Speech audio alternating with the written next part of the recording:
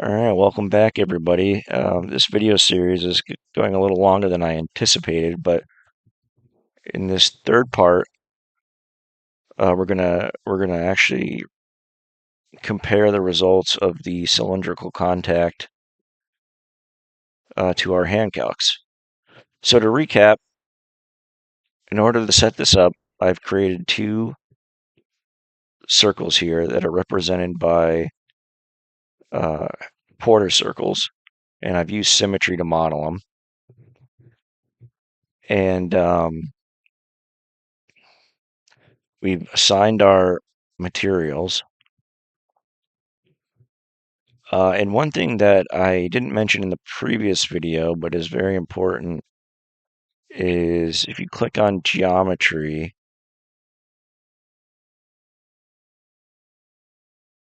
you have to set up the 2D behavior here. So and if you click on this tab, you'll see there's plane stress, axisymmetric,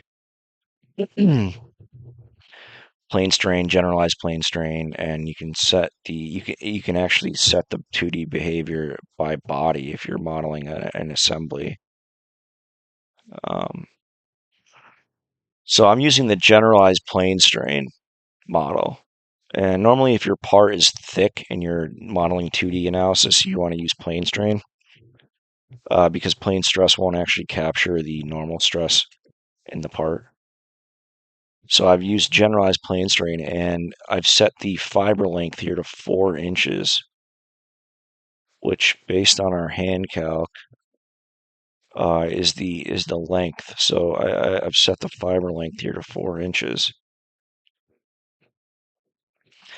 And then I've created construction geometry here because we're going to plot the stress distribution in the y direction.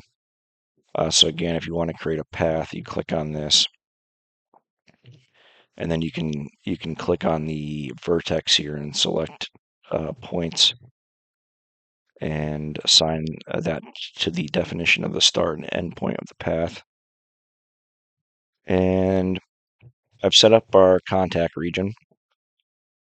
Again, we're using frictionless contact and the normal Lagrange formulation. And then we've meshed the model very finely in the region where our contact is to 0.002 inches. And I've set up our boundary conditions on the top cylinder on the face or the edge defined by the y normal vector. I've applied half the force there. And then our displacement on the bottom edge defined by the y normal vector. I've set the y component of displacement to 0. And then the edges that are defined by the plane of symmetry that is associated with the x normal vector. I've applied a x component displacement of 0 inches. And then I run it. And so if we look at our normal stress, I'll show you the results for.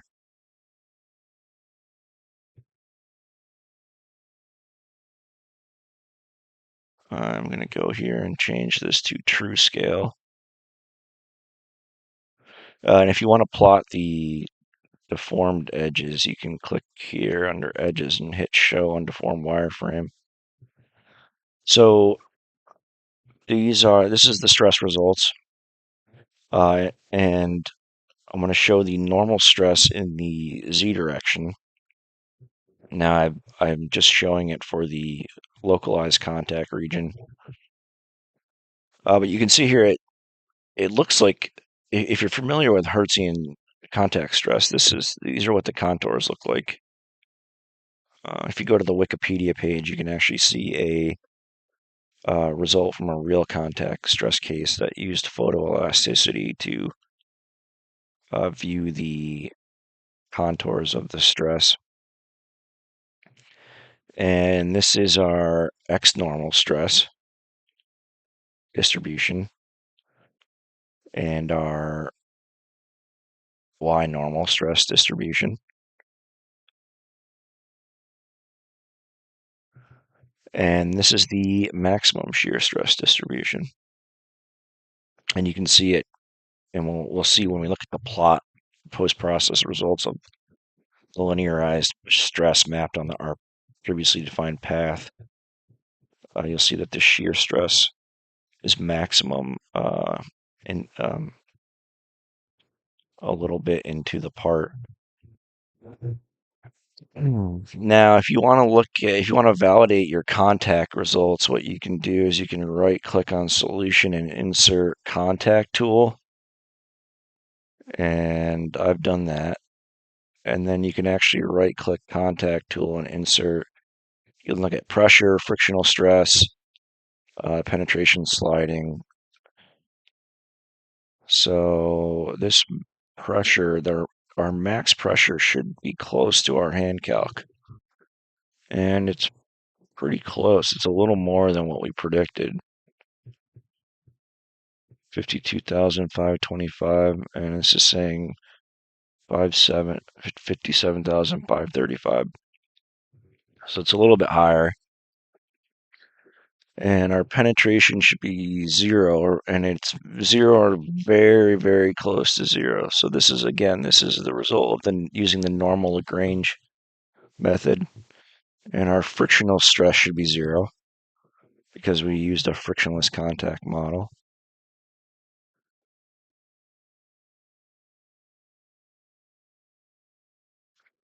And yeah, that looks pretty good. And our force reaction,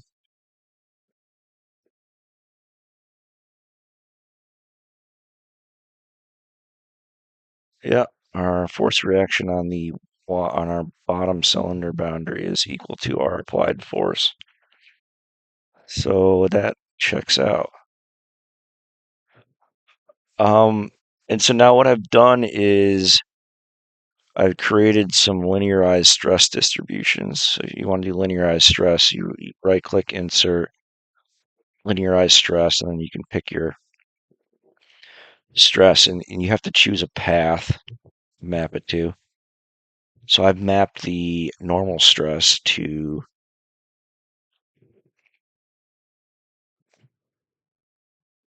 the path, and it looks pretty good.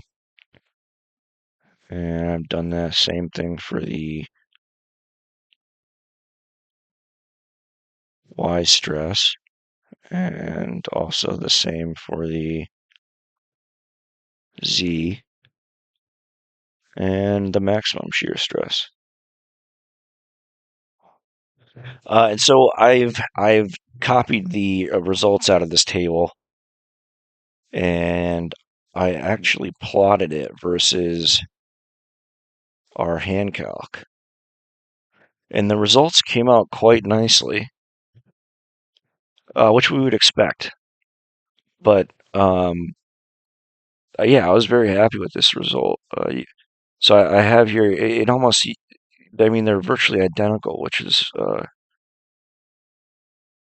I was quite pleased with. So I really think that this would be the sort of the best practices for modeling contact stress using that normal Lagrange formulation. Now we can see here that ANSYS overpredicted our peak pressure by a little bit. The solid is the hand calc, and the dashed here is the theory. But they line up. Even our max shear stress lines up quite nicely.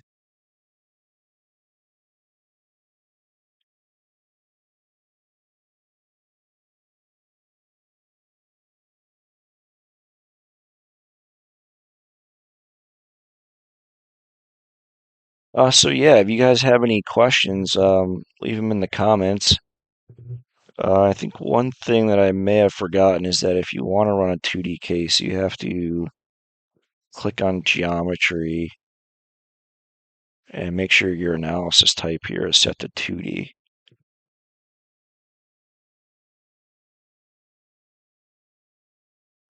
But yeah, thanks for watching the video, and I'm looking forward to making some more videos for you guys. And if you have any questions or comments, I would love to hear them. and I'm looking forward to making more videos. Thanks.